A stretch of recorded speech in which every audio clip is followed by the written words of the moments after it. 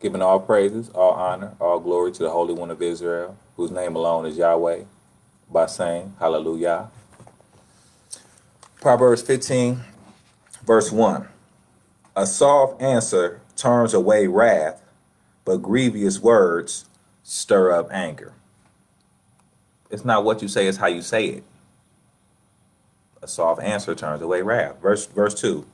The tongue of the wise uses knowledge aright, but the mouth of fools pours out foolishness. Yeah.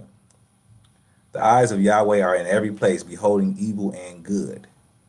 A wholesome tongue is a tree of life, but perverseness therein is a breach in the spirit. Verse 5. A fool despises his father's instruction, but he that regardeth reproof is prudent. He that regards correction is prudent. But some people don't want nobody correcting them. They know it all. It's about a bunch of know-it-alls. They don't even want to hear what you got to say. They just want to say what they got to say. Verse 6. In the house of the righteous is much treasure, but in the revenues of the wicked is trouble. The lips of the wise disperse knowledge, but the heart of the foolish does not so. The sacrifice of the wicked is an abomination to Yahweh, but the prayer of the upright is his delight. The way of the wicked is an abomination to Yahweh, but he loveth him that follow after righteousness.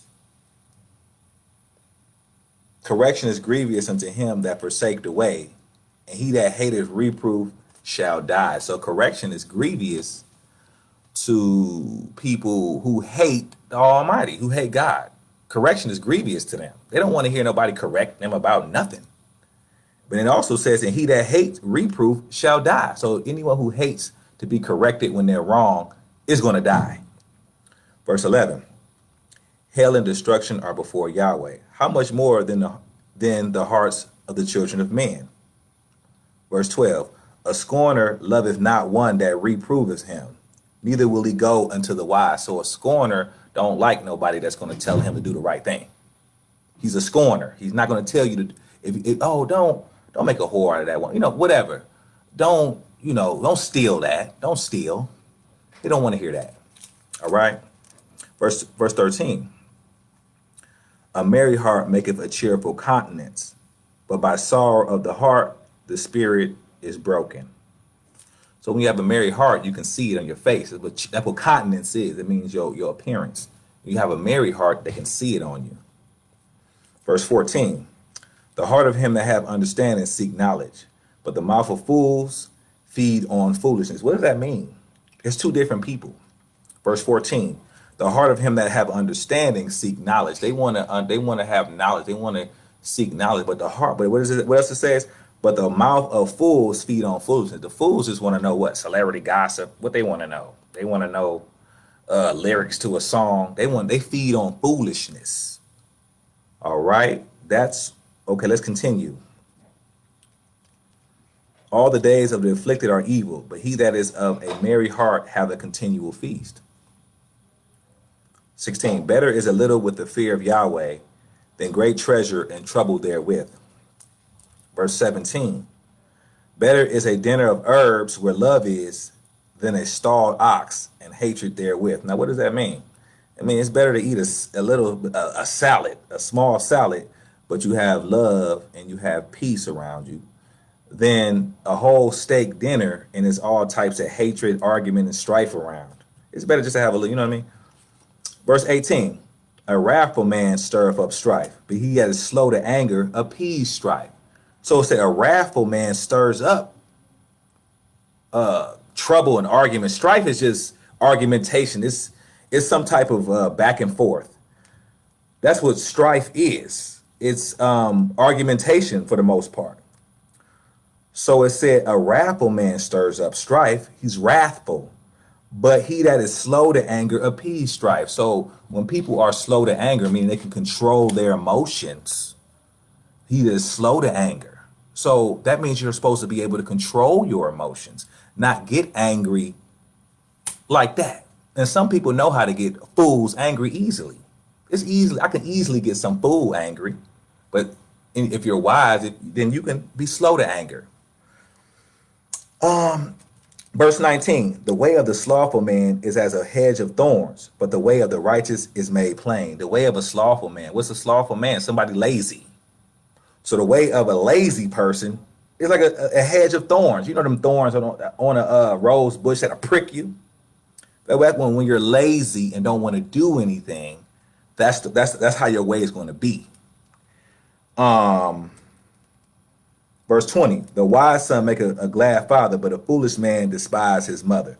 So you got to be a fool to hate your mom, basically.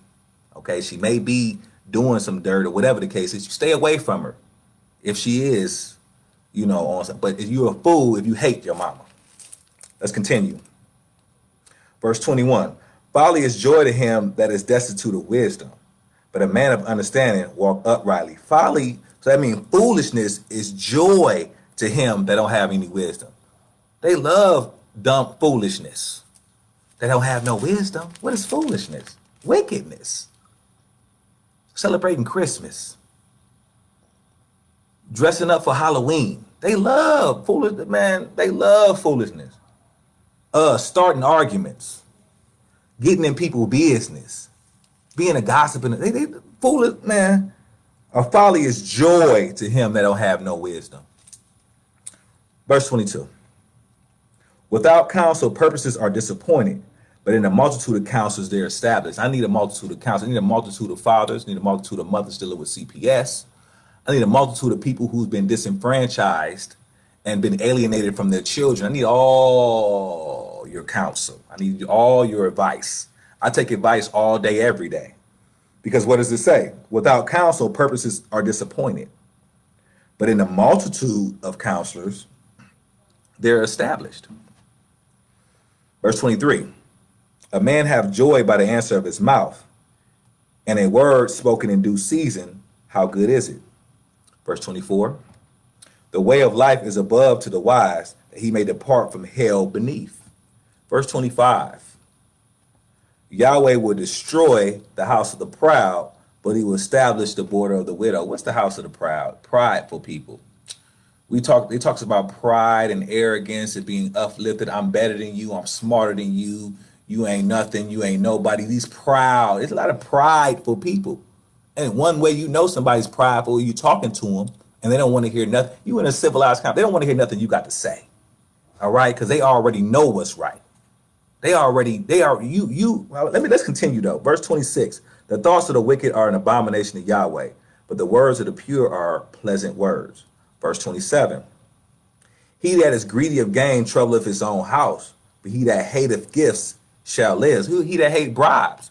Okay, let's continue. Verse 28, the heart of the righteous studieth to answer, but the mouth of the wicked poureth out evil things. So right here it say the heart of the righteous studieth to answer. Studieth. Study. Read. The heart of the righteous study. That means righteous study. Verse 29, Yahweh is far from the wicked, but he heareth the prayer of the righteous. He hears the prayer of the righteous, those trying to do what's right, trying to keep his commandments. He hears the prayer. Verse 30, the light of the eyes rejoice the heart, and a good report maketh bones fat. Verse 31, the ear that heareth the reproof of life abideth among the wise.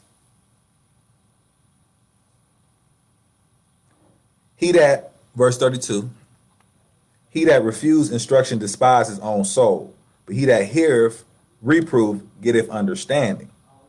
So he that refuse correction, he that refuse to be corrected, despise his own soul. He hates himself. You hate yourself if you don't want nobody to tell you, well, I know you did this, but the Almighty said you're not supposed to do that. The Almighty said you're not supposed to somebody tell you a secret, you're not supposed to be a talebearer and tell everybody else this person's business. But a fool, what does it say? What does it say? He that refuse correction despise his own soul, but he that obeyeth correction get understanding. And what is understanding? Understanding is to avoid evil. Understanding. Okay, let's continue. Verse 33, the fear of Yahweh is an instruction of wisdom, and before honor is humility. Before you are honored, you have to humble yourself. You have to be humble. That's the end of Proverbs 15 for the day. I want to give all praises, all glory, all honor to the only one that deserves it. Not me. I don't deserve it. But the Holy One of Israel, whose name alone is Yahweh. Praise Yahweh.